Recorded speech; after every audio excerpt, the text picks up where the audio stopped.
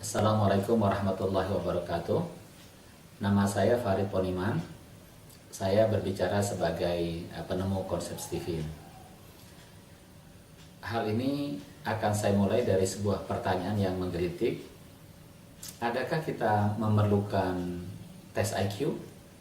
Pasti jawabannya adalah semua memerlukan. Tapi sesungguhnya adalah ada yang terlebih dahulu perlu dilakukan sebelum tes IQ, yaitu adalah tes Stephen. Kenapa? Karena tes IQ itu adalah mengukur kapasitas. Jadi untuk mengetahui seseorang itu berada di peringkat yang mana, buruk, menengah ataupun baik, maka itu diukur menggunakan tes IQ. Sedangkan untuk mengetahui jenis orang ini, jenis kecerdasannya apa, maka itu diukurnya menggunakan tes Stephen. Jadi sesungguhnya adalah melakukan tes Stephen terlebih dahulu itu lebih diperlukan dibandingkan dengan tes IQ. Setelah mengetahui apa jenis kecerdasannya, maka baru kemudian bisa diikuti dengan tes IQ untuk mengukur kapasitasnya. Nah, tes Stephen sebagai sebuah alat tes ini memiliki 3 keunggulan. Yang pertama adalah simple, kemudian akurat, dan aplikatif. Kenapa disebut sebagai simple? Karena hasil tes Stephen ini kesimpulannya clear, dia jelas. Dia menentukan satu jenis kecerdasan tunggal yang direkomendasikan untuk menjadi emphasize di dalam pembinaan. Yang satu itu adalah tinggal melihat hasil tesnya, satu di antara 5 mesin kecerdasan atau satu di antara 9 personality genetik. Tidak ada mesin kecerdasan yang ke-6 dan tidak ada personality genetik yang ke-10. Nah, jadi simple, setiap orang tinggal ditentukan apa salah satu di antara 5 mesin kecerdasan tadi atau 9 personality genetiknya. Mengapa disebut sebagai personality genetik? Karena ini adalah jenis personality yang tidak akan berubah mulai dari dia lahir sampai kemudian dia meninggal. Meskipun jenis genetiknya adalah genetik non-hereditary, tetapi dia permanen, dia menetap sebagai sebuah personality. Nah, itu ada 9 kalau menurut Stephen. Nah, kemudian mengapa disebut akurat? Kita bisa melihat dari hasil risetnya bahwa validitasnya sangat baik, reliabilitasnya juga sangat tinggi. Ketika tes ini diulang, maka kecenderungan hasilnya adalah sama. Di antara 343 orang yang dilakukan retest setelah sebulan, hanya ada 4 orang yang berubah, jadi itu artinya memang persentasenya kecil sekali. Sejelek-jeleknya, seburu-burunya adalah pada angka 5% lah yang kemungkinan bisa berubah. Mengapa disebut dengan validitasnya tinggi? Karena rata-rata orang yang dites, kebanyakan hampir semuanya orang yang dites merasa bahwa kesimpulan dari hasil tesnya ini gua banget. Mereka merasa cocok sekali dengan penjelasan hasil tes Stephen ini. Bahkan mereka terkadang melihat ada hal-hal yang tersembunyi yang selama ini dirinya belum tahu. Hasil tes Stephen ini bisa mengungkapkan bahwa sesungguhnya seseorang memiliki potensi-potensi tertentu yang tersembunyi. Mengapa disebut aplikatif? Karena kalau sudah mengikuti tes Stephen, insya Allah dia akan menjadi mudah untuk menemukan jati dirinya, men-set up hala tuju atau roadmap-nya atau goal setting-nya, sehingga kemudian dia bisa membuat program yang sesuai. Program 10 tahunan lah, 5 tahunan lah, tahunan lah, bulanan lah, menjadi lebih mudah karena dengan Stephen itu menjadi amat sangat jelas dia mesti pergi kemana tanpa harus bingung, tanpa harus galau. Nah, jadi itulah yang menjadi keunggulan dari tes Stephen. Sekarang sebagai sebuah konsep, kalau tadi saya menjelaskannya sebagai alat tes, sebagai konsep, Stephen ini adalah sistematis. Dia adalah bahkan solutif. Berbagai macam persoalan sangat mudah dianalisa menggunakan pisau skema Stephen. Kalau ini adalah sebagai pisau bedah, skema Stephen ini adalah pisau bedah yang tajam, yang sistematif, yang kemudian solutif gitu. Sehingga setiap perkara bisa dilihat dengan mudah menggunakan kacamata Stephen.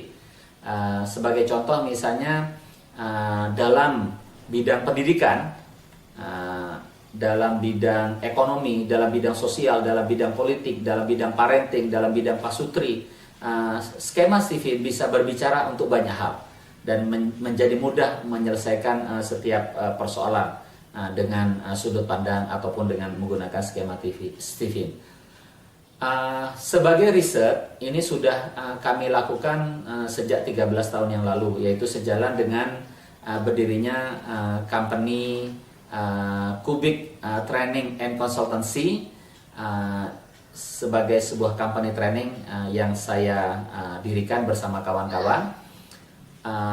Setiap klien yang menjadi klien training Kubik, maka dia akan selalu diawali dengan melakukan tes Stephen. Dulu awal-awalnya menggunakan pencil and paper test. Sekarang sejak 3-4 tahun yang lalu kita sudah menggunakan fingerprint. Jadi mulai ada perbaikan. Jadi sebagai sebuah riset ini berkembang dari awal mulanya kami menemukan ada 4 mesin kecerdasan yang disebut STIF, terus kemudian berkembang menjadi 5 mesin kecerdasan, dan ini insya Allah sudah final. Ini adalah memerlukan waktu hingga 13 tahun. Tadi bahwa Stephen ini sangat aplikatif dan bisa diimplementasikan dalam semua bidang. Saya ambil contoh misalnya manfaat tes Stephen ini berkaitan dengan pendidikan. Kalau kita punya anak kita ini mau disekolahin, maka yang pertama kali kita harus memutuskan ini anak ini mau disekolahkan di sekolah umum, di sekolah alam, ataupun di sekolah khusus, katakanlah misalnya sebagai contoh. Maka kalau menggunakan kerangka Stephen menjadi lebih mudah. Kalau dia orang insting, yang serba bisa, yang generalis, yang berpikirnya holistik, dia berpikirnya komprehensif, udah masukkan di sekolah umum saja. Karena memang semua yang dipelajari itu akan bisa diabsorb dengan baik karena dia adalah seorang generalis, seorang yang berpikir dia cara berpikirnya adalah deduktif, ya, dimulai dari pangkal dulu. Nah, sedangkan kemudian kalau yang lainnya di luar insting, terutama kalau dia yang berada di sebelah kanan seperti orang intuiting dan feeling, dia ada di sekolah alam lebih bagus karena dia memerlukan ruangan kelas yang justru tidak ada boundary-nya, tidak ada batasnya, merupakan hamparan, sehingga dia bisa langsung berinteraksi dengan sesuatu yang tanpa pembatas berada di luar. Nah, itu adalah cara berpikir cara kanan. Maka orang intuiting dengan orang feeling bagus kalau dia masuk di sekolah alam, karena alamlah itulah tempat dia belajar. Nah, sementara kalau untuk orang kiri seperti orang sensing dan thinking, ketika dia masuk di sekolah khusus, sekolah unggulan, itu akan lebih bagus karena dia orang sensing kuat dengan memorinya, orang thinking memang senang membaca. Kedua-duanya ketika diberikan PR yang banyak, ditantang untuk jadi juara kelas, maka memang makanan mereka sehari-hari. Nah, jadi ini sebagai contoh. Demikian juga ketika kita berbicara tentang pemilihan profesi. Ada jenis orang yang memang profesinya bagus, memilih sebuah profesi tertentu yang memerlukan kedalaman. Itu cocok misalnya seperti orang thinking introvert, karena personality genetiknya thinking introvert, karena dia adalah seorang pakar, seorang expert. Dia bisa sangat mendalam menguasai sesuatu. Mengapa katakanlah menjadi engineering, konstruksi, riset yang begitu mendalam, bahkan menjadi dokter bedah yang sangat spesialis. Ini sangat cocok untuk orang seperti mereka. Nah, jadi pendek kata memang profesi pun menjadi lebih mudah ditata, dikelola, dan dicapai, diraih ketika kita mengenali Stephen. Orang sensing, berdagang sebetulnya memang bagus buat dia karena dia jenis orang yang menggunakan ototnya, keringatnya, kerajinannya, keuletannya, exposure-nya yang luas, daya jelajahnya yang luas untuk mempermudah dia menghidupkan networking-nya menjadi jaringan perdagangan dia. Dia mengambil membeli dengan modal tertentu, menjual dengan untung yang sedikit, yang penting volumenya banyak. Bagi orang intuiting, perdagangan mungkin kurang menarik. Dia lebih senang dengan jenis usaha, enterprise yang jauh lebih besar, yang dia berbicara mengenai margin, berbicara mengenai value. Dia seperti butik. Maka kalau dia pergi ke Tanah Abang, barang dari Tanah Abang itu mesti di-upgrade dulu, diberi nilai tambah dulu, baru kemudian masuk ke butiknya dia. Itu adalah cara kerja orang intuiting. Sehingga kemudian orang intuiting itu akan peduli dengan margin. Dia memilih segala sesuatu yang ada kelasnya. Orang thinking bagus di dunia manufacturing. Orang feeling itu bagus sebagai orang yang memiliki profesi yang selalu berkaitan dengan orang. Dia berada di personalia, dia humas, dia di marketing, bahkan mungkin dia menjadi seorang politisi karena dia punya bakat sebagai seorang pemimpin. Orang insting, dia adalah jenis orang yang kemampuan sacrifice-nya, berkorbannya, charity-nya, tolong-menolongnya itu dia kuat. Mengapa dia sangat cocok jadi aktivis? Dia bersedia keberadaan dirinya itu berguna bagi orang lain, itu merupakan peranannya dia, role-nya dia merasa eksistensinya kepake kalau justru dia merasa digunakan, terpakai oleh orang lain. Nah, jadi mengenali diri sendiri menggunakan sudut pandang Stephen ini sungguh-sungguh akan membuat amat sangat simpel, ya. Mengapa kemudian Sayyidina Ali mengatakan memang sangat sukar orang untuk mengetahui jati dirinya, tapi begitu dia tahu tentang jati dirinya, 3 yang didapat oleh dia. 1, dia akan mengenal Tuhannya, dia akan mengenal Allah. Kemudian 2, dia akan dirahmati oleh Allah, artinya perjalanannya adalah diberkahi oleh Allah. Yang ketiga adalah dia pasti survive, dia tidak akan binasa, kata Sayyidina Ali. Nah, karena itulah mengetahui tentang siapa diri Anda sesungguhnya, itu adalah merupakan kewajiban supaya Anda tahu bagaimana caranya bersyukur kepada Allah. Dan mengetahui kelemahannya, kita jadi tahu bagaimana caranya bersabar dengan Allah. Menggunakan ilmu yang betul ketika bersyukur dan bersabar itu adalah ilmu yang baik. Dan saya kira Stephen bisa menjadi salah satu referensi Anda untuk bisa menggunakan ilmu yang tepat sehingga tahu bagaimana cara bersyukur, tahu cara bagaimana bersabar. Itu berkaitan dengan profesi. Kalau berkaitan dengan birokrasi, HR, Anda tahu bagaimana cara merekrut orang. Orang yang seperti apa yang dipilih? Sekarang orang berbicara menggunakan ijazah, kemudian menggunakan pengalaman kerja, kemudian menggunakan tes-tes yang sekarang ada. Itu fine-fine saja, boleh dilakukan.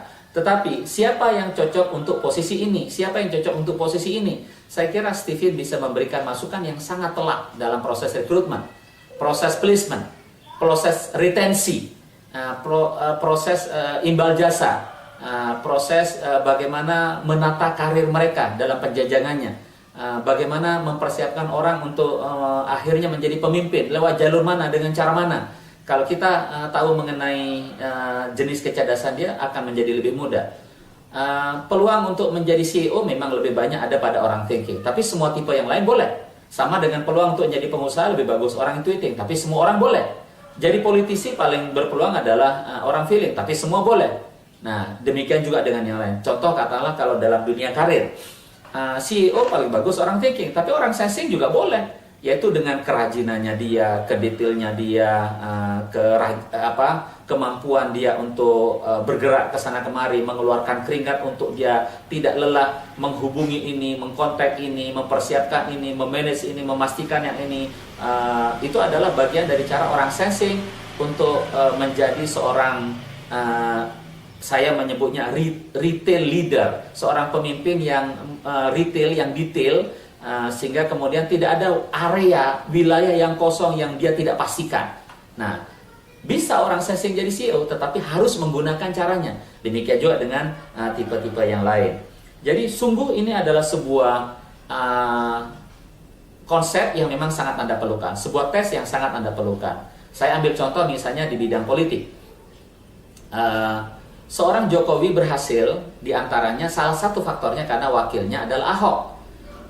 Jokowi orang thinking, Ahok orang sensing. Sensing dalam teori hubungan segi 5 Stephen itu memang orang sensing mendukung thinking, sehingga Ahok menemukan jati dirinya karena dia memberi, mengabdi, mendukung orang thinking. Thinkingnya menjadi besar. Nah, satu kesatuan ini bersinergi dengan cara yang baik, sehingga kemudian tanpa sadar masyarakat memilih sebuah paket yang duduknya sudah betul gitu.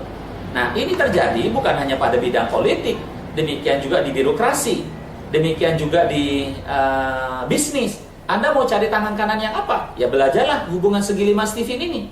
Bahkan dalam urusan rumah tangga, bagi Anda yang belum berkeluarga, bagaimana cara memilih pasangan yang baik? Ikutlah hubungan segi 5 itu, karena Anda bisa mencari pasangan, mendapatkan cinta yang tinggi tetapi konflikting. tapi ada caranya mendapatkan rasa hubungan sayang yang tinggi tetapi tidak konflikting. Jadi tinggal dipilih mau konsep yang mana yang Anda mau pakai. Mau makan cinta, mau hidup dengan sayang. Mau harmonis, mau banyak dinamikanya di dalam hubungan itu. Nah, nanti termasuk kita bisa sampaikan di dalam Stephen, terutama di dalam Stephen Pasutri, kita bisa membantu bagi suami istri yang sudah telanjur hubungannya kurang pas, maka bagaimana cara mengatasinya ikut kepada bagaimana mesin kecerdasannya. Demikian juga dengan parenting, ibu dengan bapak bagaimana mendevelop anaknya, membimbing anaknya, menggembleng anaknya supaya sesuai. Saya rasa memang Stephen adalah cara yang paling baik untuk bisa membesarkan anaknya. Ada kalanya anak tertentu bagus disupport oleh ayahnya, ada kala anak tertentu bagus disupport oleh ibunya. Nah, maka Stephen ikut bisa membantu di dalam menyelesaikan masalah ini. Dan saya kira at the end adalah dari apa yang saya sampaikan ini, karena manfaatnya besar, era ke depan ini akan menjadi era Stephen. Paradigma masyarakat ke depan akan ditentukan oleh adanya kontribusi besar dari konsep Stephen ini. Maka saya menghimbau untuk Anda jangan ketinggalan zaman.